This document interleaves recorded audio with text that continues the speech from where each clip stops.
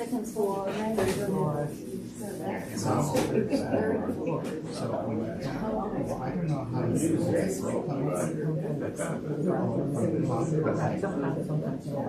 It's on the very, I guess it's the south wall. Oh, okay, so when you come in from the parking lot, when you come out, if you go left, it's in that very far corner. No. It's this one. Actually, my cousin was so he's going to be.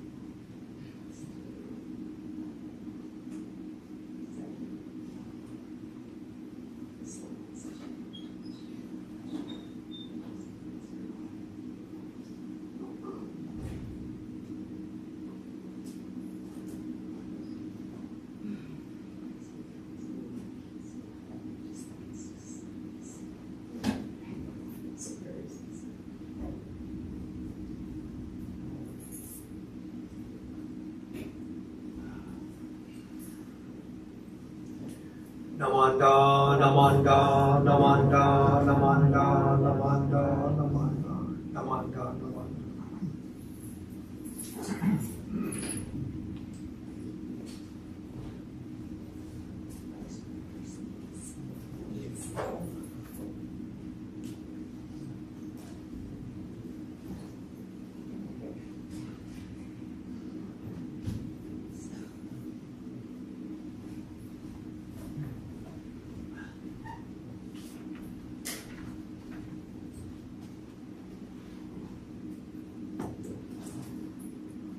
Good morning. Welcome to today's family service.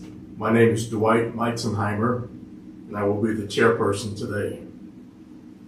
We will begin this morning's service with San Bujo on page 24 and 25.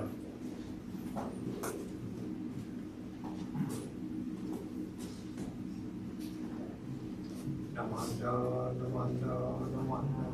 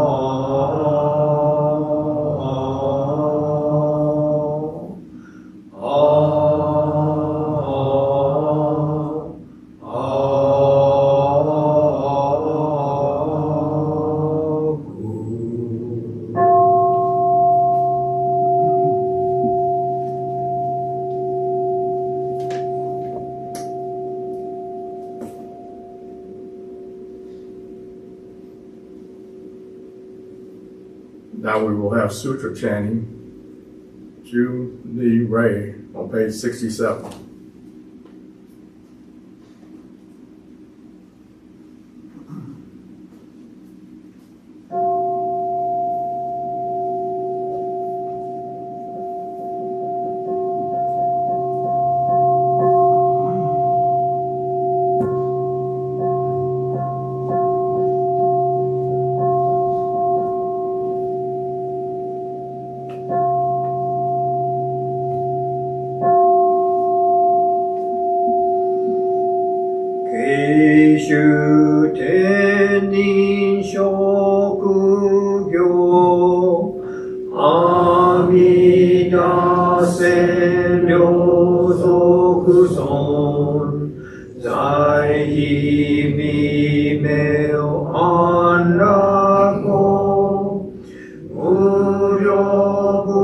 She 主にれ本地心情女性のシャマタ行女像両目上脈小蓮華我が将来皆さん面前年上両万月以降有尿千日月小尿天空しら我が将来皆さん観音頂戴観中十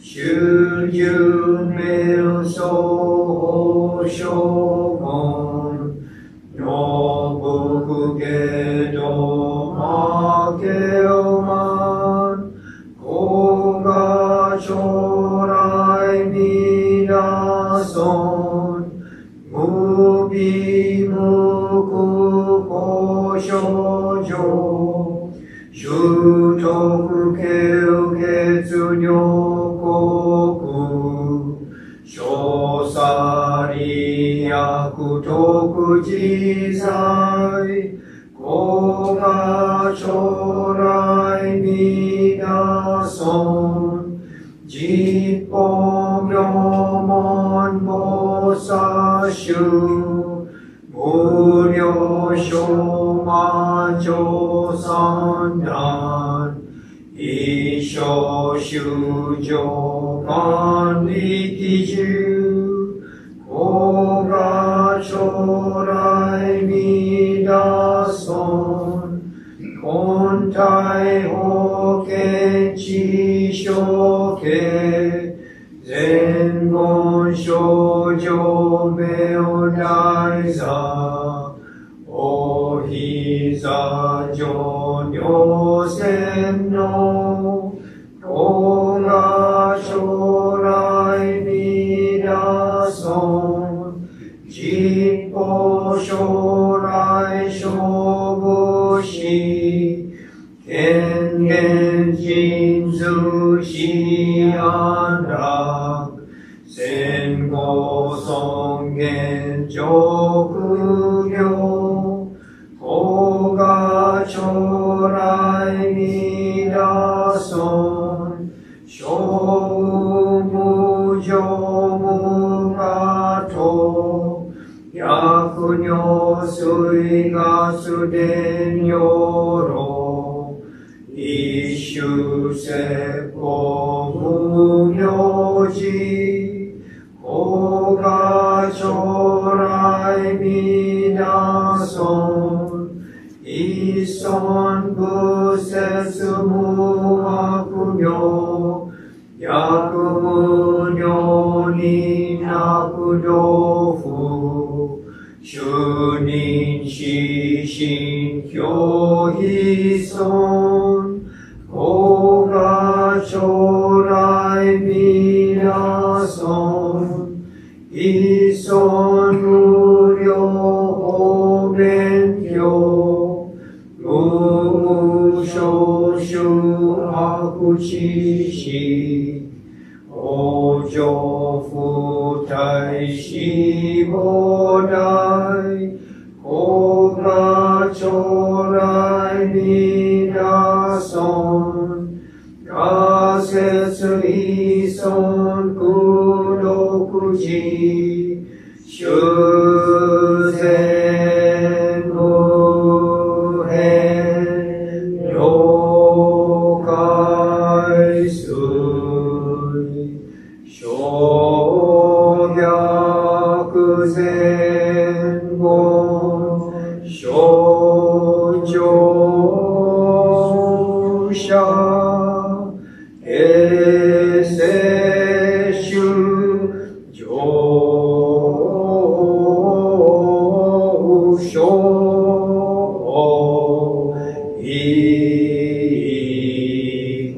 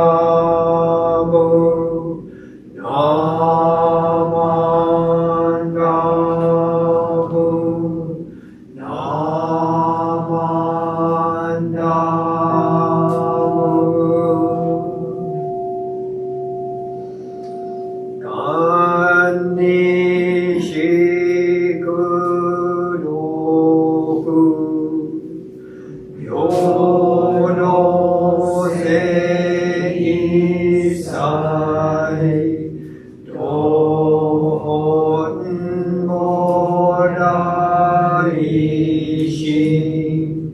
Ojo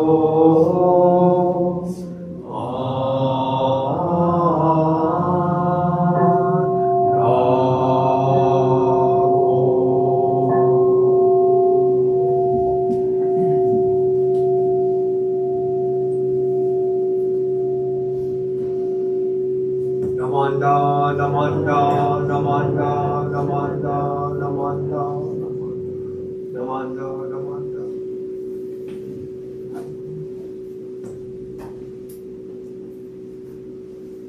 Please stand for the Gatha Dembutsu 1 in the White Book on page 99, and remain standing for the reading of the three treasures in the Purple Book on page 8.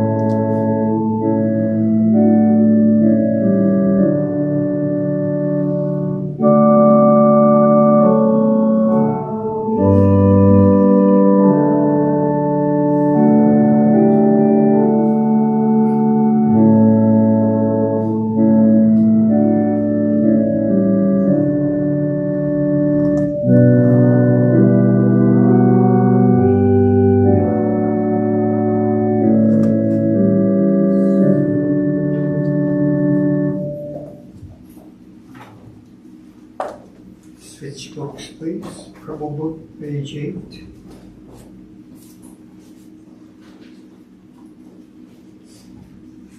Three treasures. Hard is it to be born into human life. Now we are living it. Difficult is it to hear the teachings of the Blessed One. Now we hear it. If we do not realize the truth in this life, when will it be realized? Let us reverently take refuge in the three treasures of the truth. I take refuge in the Buddha. May we absorb ourselves in the principle of the way to enlightenment and awaken in ourselves the supreme will. I take refuge in the Dharma. May we be submerged in the depths of the doctrine and gain wisdom as deep as the ocean. I take refuge in the Sangha. May we live in harmony in the great assembly as disciples of Buddha and be freed from all hindrances, becoming units of true accord in the life of harmony, in a spirit of universal oneness, freed from the bondage of selfishness. Even through myriad ages of kalpas, hard is it to hear such an excellent, profound, and wonderful doctrine. Now we are able to hear and receive it. Let us thoroughly understand the true meaning of Tathagata's teachings. Namo Amida Butsu. Namo Amida Butsu. Namo Amida Butsu. Namo Amida Butsu.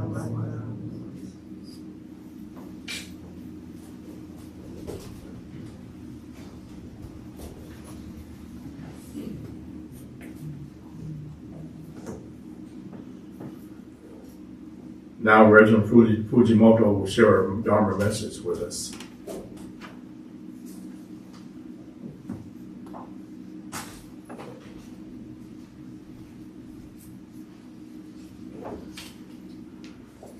Good morning. Ohayou gozaimasu.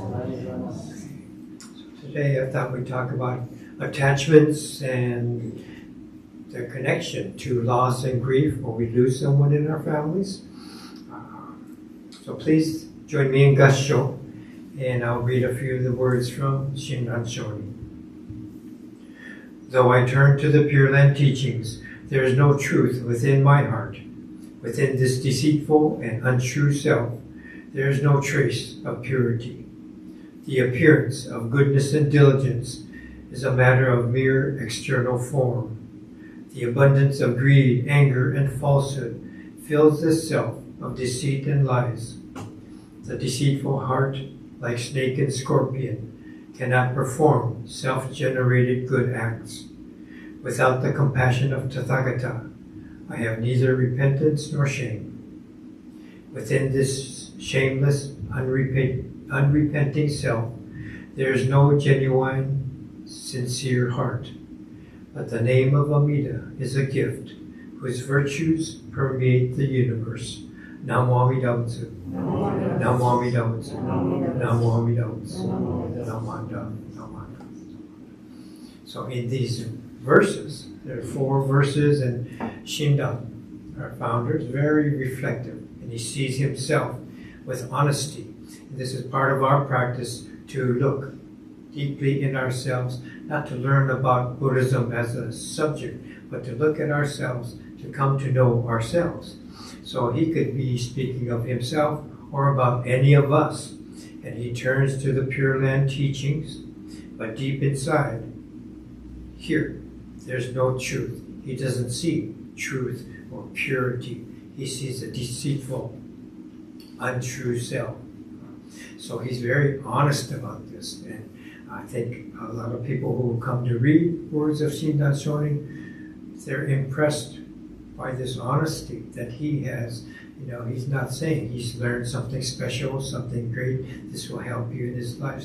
He reflects on himself, looking at himself, basically saying, my life is a lie. Okay?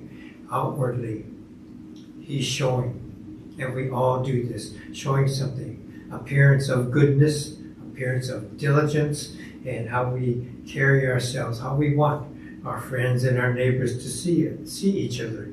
But in the truth, behind the scenes, there are these bonno, 3 poisons of greed, anger, and ignorance. Okay? Shindan Shonin, he was a monk wearing robes, he had studied, and he's getting admiration from others, respect from others, one of the top students in his monastic life. But inside, he knew, he could still feel, he's not separating himself from his 3 poisons, greed, anger, and ignorance. They're still here, still here.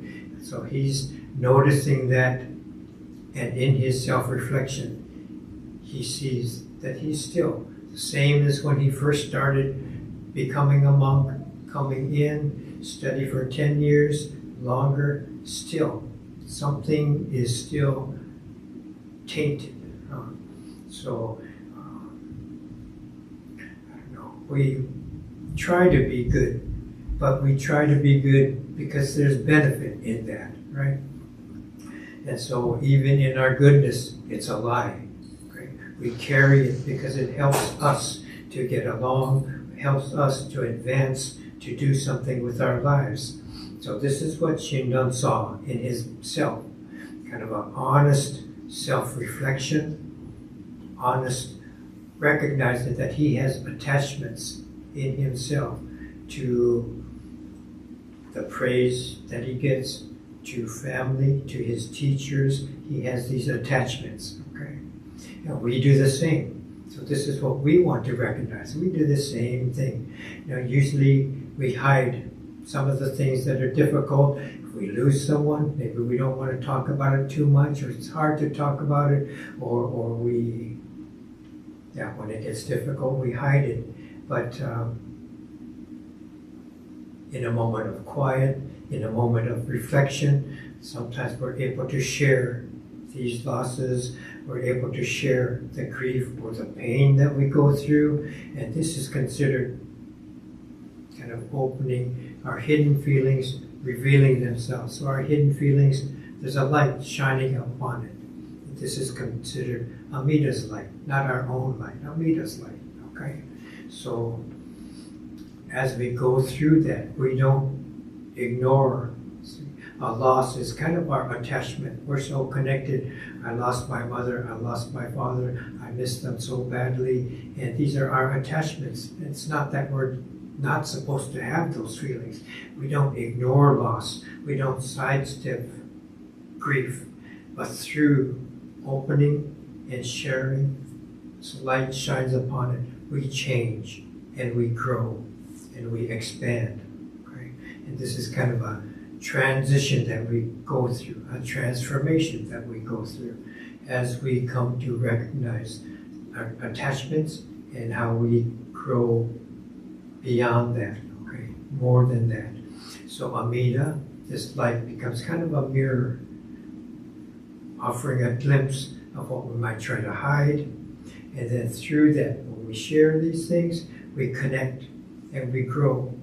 When we see our commonality with each other and we see our honesty within ourselves. Okay. So at the end of the year, each year, we each hit the bell that I hit to start the service, and everyone looks forward to that. They get to hit the bell, and the 108 times we ring the bell, and it said that we have 108 blind passions. Okay, so this is abbreviated, but the longer one, it has 108 beads, and they're reminding us of our greed, anger, and ignorance. Okay?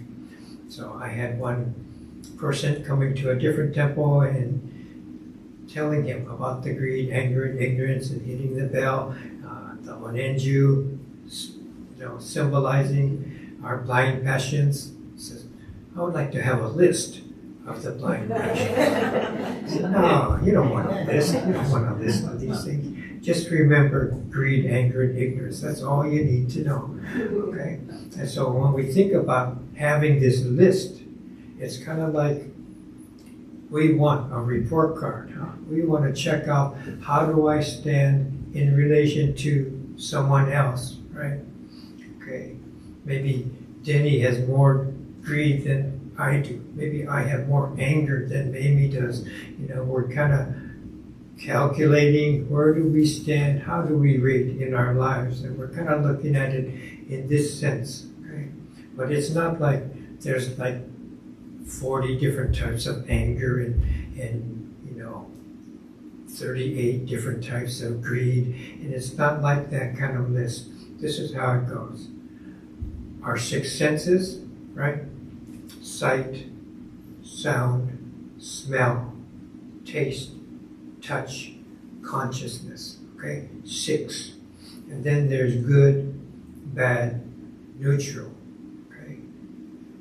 Those 3, positive and negative. 3 times 2 is 6. So 6 times 6 times past, present, and future. Okay? So 6 times 6 times 3 is 108. Okay? There's not a list of all the different kinds of greed or something like this. The basic ones come in all kinds of forms, all kinds of greed that we have experienced and seen in our lives, all types of anger, all types of ignorance that we have seen. And so, depending on how we look at it, when we look at it, where we see it, these are the different 108 types, okay? It's not a report card, it's not a list. Okay? So, it's easy to think of it as a list, and we want to compare, how am I doing, okay? Very different, okay? So, just yesterday, if you look on the altar, we don't usually have this big arrangement on one side. We had a memorial service here yesterday, and one of the family friends wanted to do something special, and she's comfortable with flowers, so she wanted to make an arrangement. We put this here, kind of an offering on behalf of the family. The memorial service going on here, and the children wanted to recognize and honor their mother, so they arranged for this service, and they invited other mom's siblings and other relatives, and not too many people. About this many people came to the temple to have this special memorial service. And the younger ones, they're not necessarily Buddhist. Okay? They've been to the temple, they've come to our bazaar or Obon festivities, but they're not so comfortable or familiar with the ways of our Shin Buddhist tradition, with the service. Why do we do the things we do? So they asked me, explain some of these things, give us some background. I think that'll be really helpful. So I tried to do that, And so I think in a basic sense, when we lose someone, we lose mom, we lose dad, we miss them, and this is perfectly normal. We're not saying don't, get beyond your attachments or something. We have these attachments to friends and family, and we're supposed to have them. But at the same time, they are recognizable aspects of the infinite, right? When we think about mom and dad, grandma and grandpa in this family, grandma went to Buddhist temple. Grandma on the other side went to a different Buddhist temple. So they know there's a connection there, but they haven't come themselves, right? But there's this connection. We lose someone dear and we miss them. But when we think of mom and dad, we think about grandma, grandpa, and we go on to more of the family. If you get past 3 generations, you don't even know their names. It's just a blur, but they're there, right? Might have been generations in Japan for me, might have been generations in another country for someone else. All these interconnected parts. So we miss and lose someone, but through them, they become the gateway to our connection to this infinite universe of causes and conditions that are ongoing. This is what we're calling Amida. So when we say Namo Amida Butsu, not only I miss mom and dad, but through that, connect to everything else and ground our lives in our connection to this infinite reality. This is what we're doing here, right now, in this service too. Okay. So, again, we don't ignore loss, we don't sidestep grief, but through this sharing and awakened awareness, we change and grow and expand.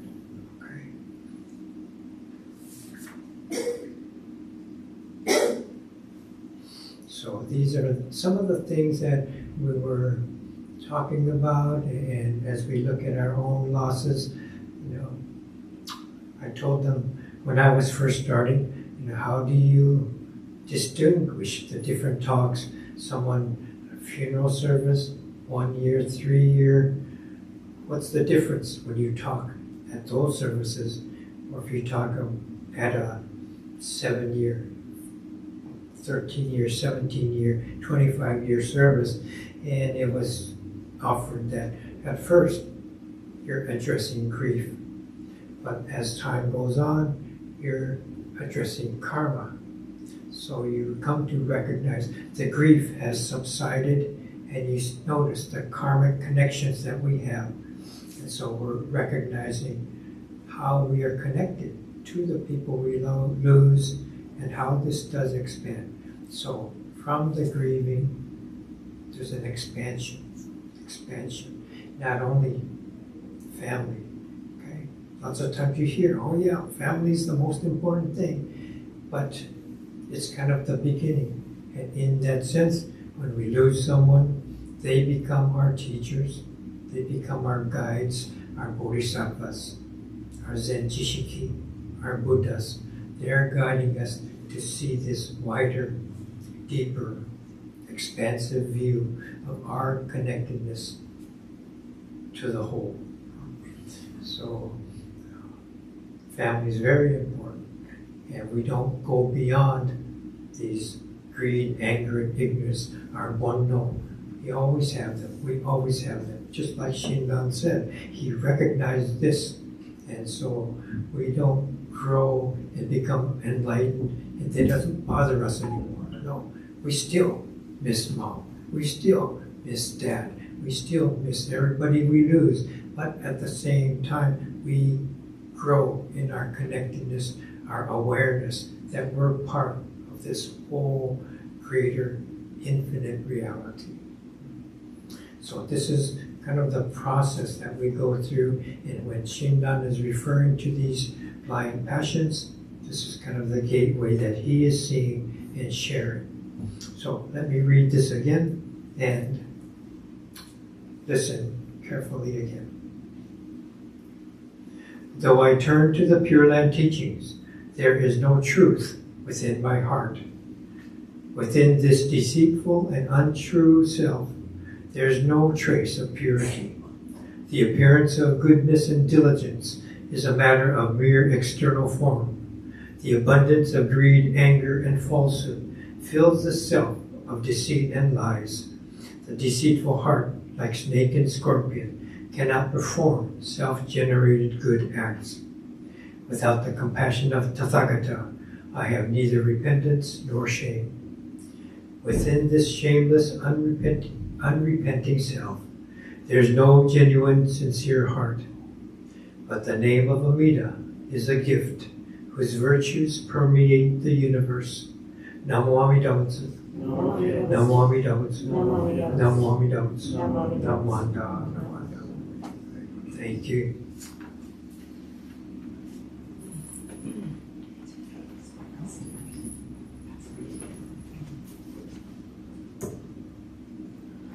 Thank you, Sensei, for your message. Please stand for the Gatha Oda Kusan on page 220 in the Purple Book.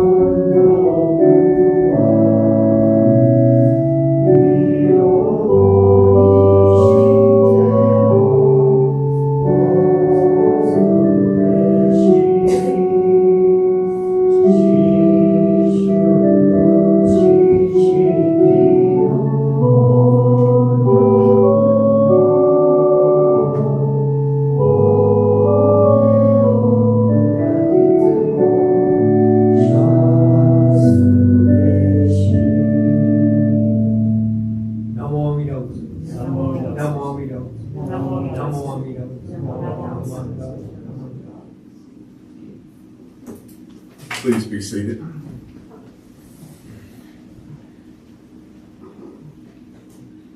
Thank you to all who helped with the altar preparations and with the service, and especially Reverend Dennis and Letty. Are there any newcomers today?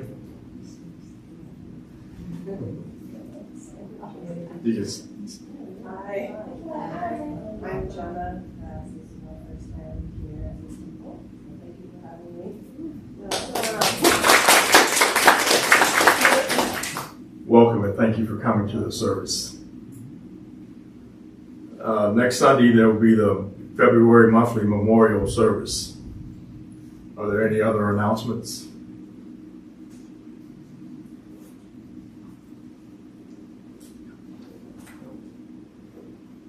Okay.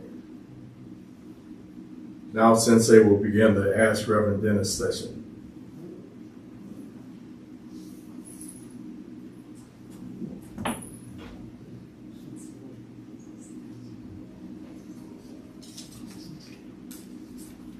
Okay.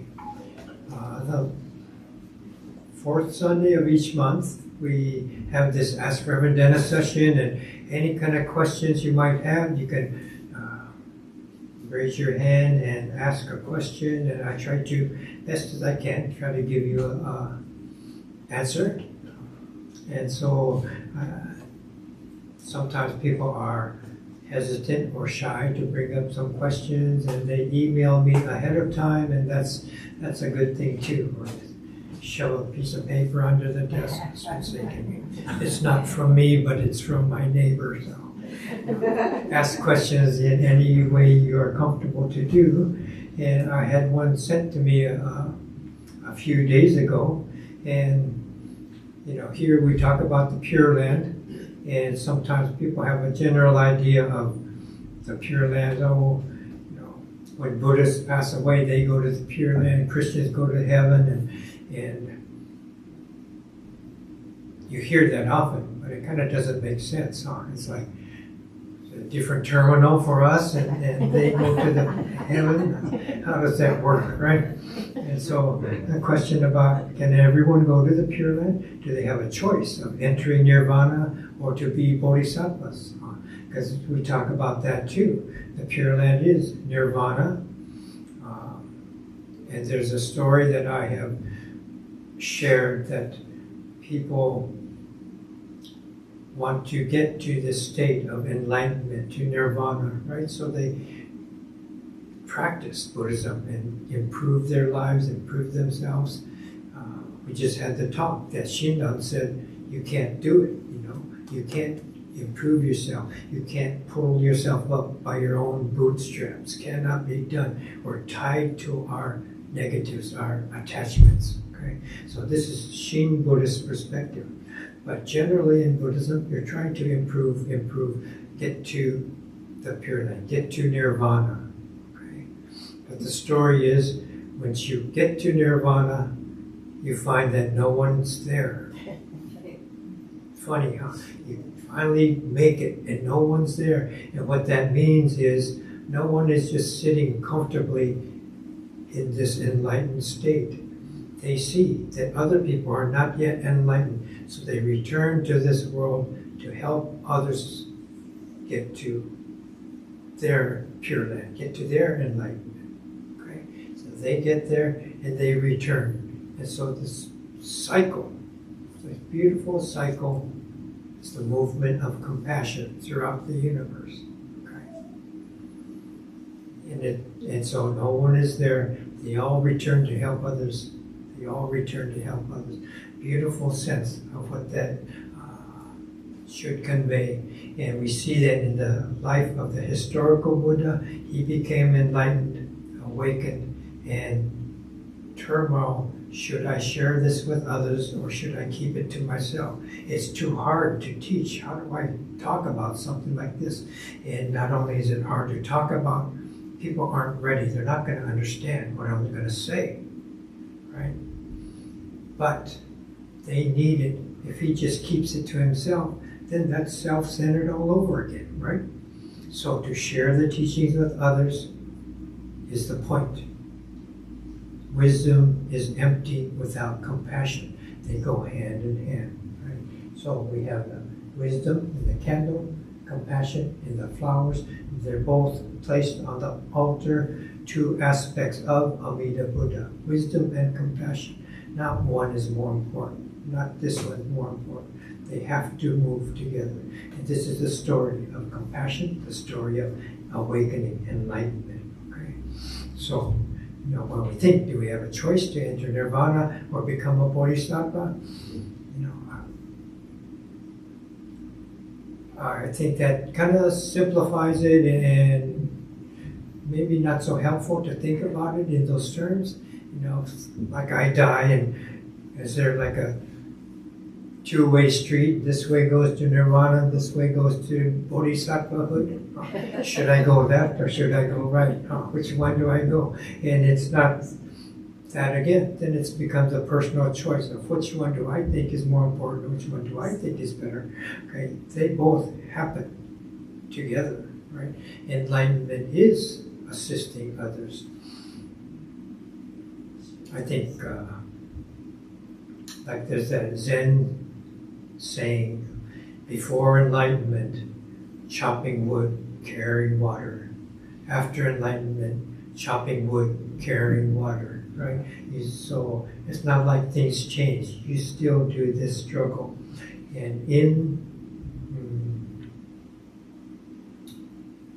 Pure Land Buddhist teaching, sometimes they describe the ship of the Nembutsu teachings. Okay, we get on this ship and we're taken to our awakening, to the Pure Land. Okay, and what that means is someone here maybe has studied diligently. He's taken classes, taken collegiate classes, learned about Buddhism, read 50 or 100 books, studied for 50 years. And so he can talk about Buddhism, share it with others. Maybe he goes elsewhere and does lectures and things like that. And another person never picked up a book. What's this all about, Sensei? So basically you say Namo Amida Butsu and you'll be okay. Your life will be just fine. Just say in heartfelt, Namo Amida Butsu, you'll be okay. Two extremes of how much they are educated. But these two people go on this boat of the Nembutsu teachings. The boat gets to the same place. He doesn't do better because he studied more or learned more or read more.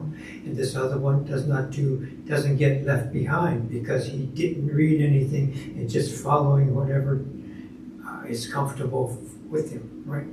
So if they both get on the same boat together, it's not your own practice, it's not your own effort. And so this is what Shinran is saying, even in this quote, just as appearance of goodness and diligence, external form that we project, but internally, greed, anger, and ignorance is still here. Nevertheless, we make it to the Pure Land. Okay? Nevertheless, we become awakened. Okay? Don't try to go beyond losing someone. Gee, how come I'm still attached to mom? She died 10 years ago, but I still miss her. What is this attachment all about? Maybe I should be better than that. No, right? This is part of our life. This is part of our connection to this realm of greed, anger, and ignorance. This is everyday life. Okay? So there's no real separation.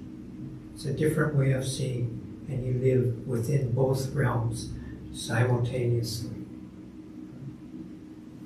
So it's not either or, and it's not somewhere you go only after you die. Right? We do this now as well. We can't get rid of all of our attachments because this is part of being human. But through the light of Amida, we are able to recognize that. Maybe it doesn't become so burdensome that we are, we have these, some people get covered up in all their greed, anger, and ignorance. They can't escape from that. It becomes deeper and deeper turmoil, right? Like they're in darkness. And you see this exploding every day in the news. Shootings, robberies, all these things. Nowhere to turn. What's going to happen? I don't care anymore. Boom. Right?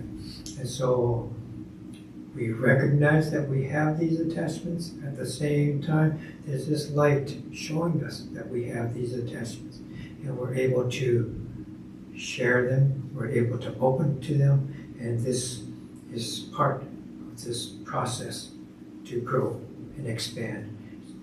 We don't finally get there necessarily. And even if we do, we return. Right? Who's better? The person who goes to the room and reads his Buddhist book, or the someone who says, no, I'd rather go to the temple and cook 1,000 pieces of teriyaki chicken, right? Which one?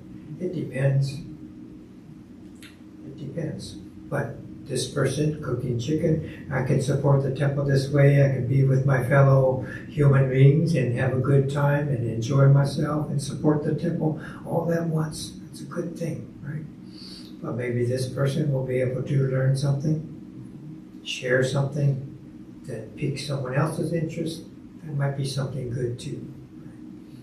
There's no line necessarily. This one's good, this one's bad, this person's good, this person's bad. No, we deal with it here. So, but through these examples, we see this question all the time. We have this question, is there a choice? Do I go or do I help others? Which one am I supposed to do? And we do both. By helping others, we went to the Pure Land. So when I was asked this question, it's like not necessarily a place. They understood it's not necessarily a place, like a concrete place where we sit and be comfortable. giant lounge chair and 49ers on TV, all the popcorn you can eat, kind of thing. No, that's not the Pure Land, right?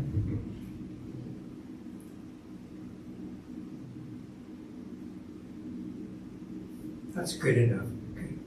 Any other questions? Who has their hands up today? Dorothy has a hand. Yes. As I'm getting older and the whole idea of being a burden, as I get older, I'll get sick, I'll need help.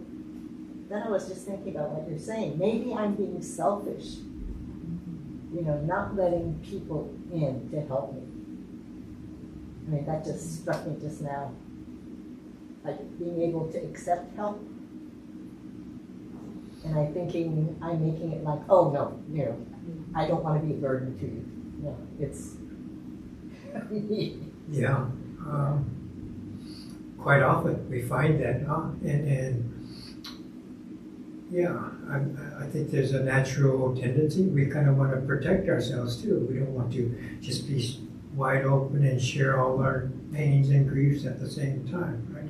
But we do want to, we find our own balance point, I think, right? So, and how much we can tolerate.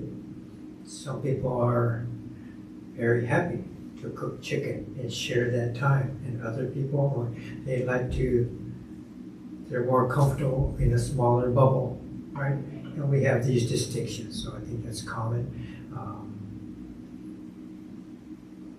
But I think people do get, one of the things I find as a minister, sometimes people will come, someone like my age, and doesn't come to the temple, but he knows people help and participate, but he expressed it in the sense that, Sensei, if you need any help, let me know, okay?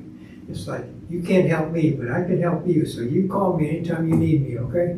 Right? He doesn't want to sit here and listen and join the group, but I'll never be here, but if you need help, give me a call, right? And so this person also, that's very nice that he's offering to help, but he's kind of setting his parameters that he doesn't want to be in this part of it, he can be in that part of it. So there's kind of different levels of comfort that people are able to open to different degrees, and opening is kind of a practice too. And we've come to situations and occasions where we are encouraged and allowed to open. And these are important parts of how we develop as people. I think it is when we do open, then this is not just I'm getting better at opening, but this is a light coming in, right? This is Amida's light allowing me to be into a different level of comfort, different level of sharing. So there's kind of a natural process to that too, I think. Yeah. Okay, one more question? Anything else? How do Buddhists tie their shoes? Something? No? Okay, I think we're good. Mindfully? Okay, that's a good answer too. I'm going to relight the incense, and you can please come up and Oshoko. We'll conclude this portion of the service. Join me in Gassho. Namo Amida Butsu. Namo Amida Butsu. Namo Amida Butsu. Namo Amida Butsu. Thank you.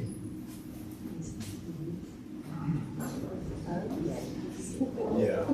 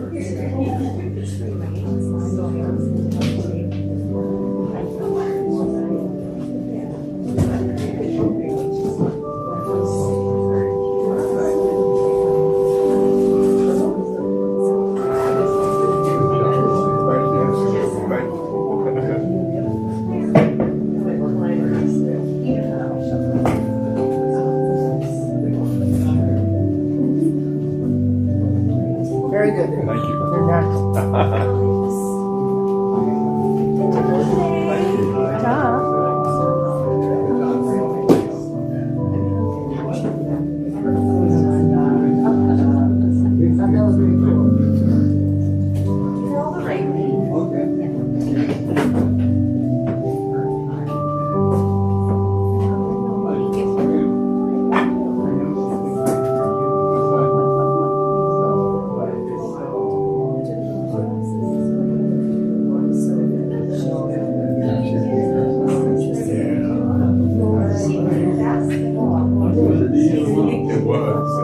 It was a good game.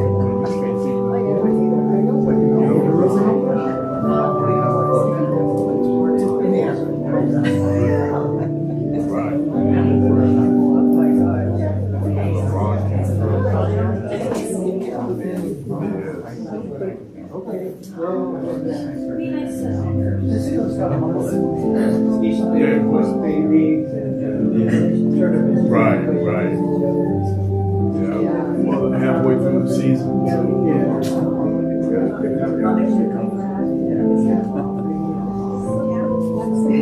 Watch the night.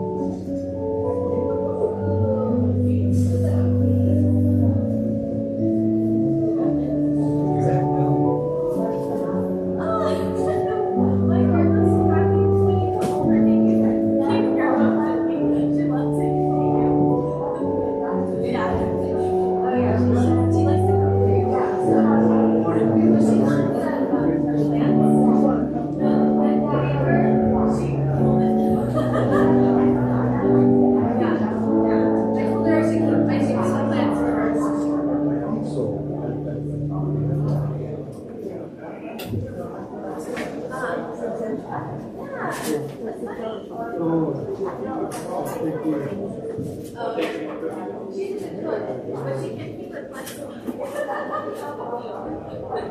No Howard today? Coffee's there.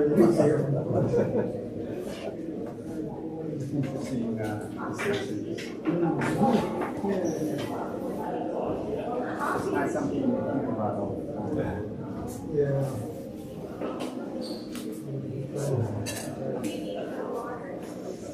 How do you feel? You okay? Oh, nervous. That's nice. You have a resonant voice. That's nice. Japanese words get a little intimidating. Yeah. In Japanese, every single syllable you read, like you said, and it comes out as it needs to. Okay. Yeah. As it needs to. Right. Okay. We'll practice. All right. Thank you.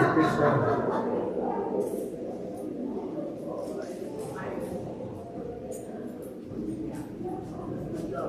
Good job. Boom. Oh, later on, yeah. Yeah. Actually, right now, the Baltimore's playing. Casey, they play right now. Really? Yeah, so they had an early game.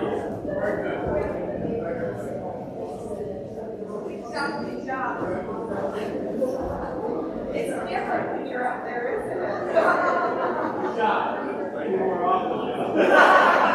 You can be a regular.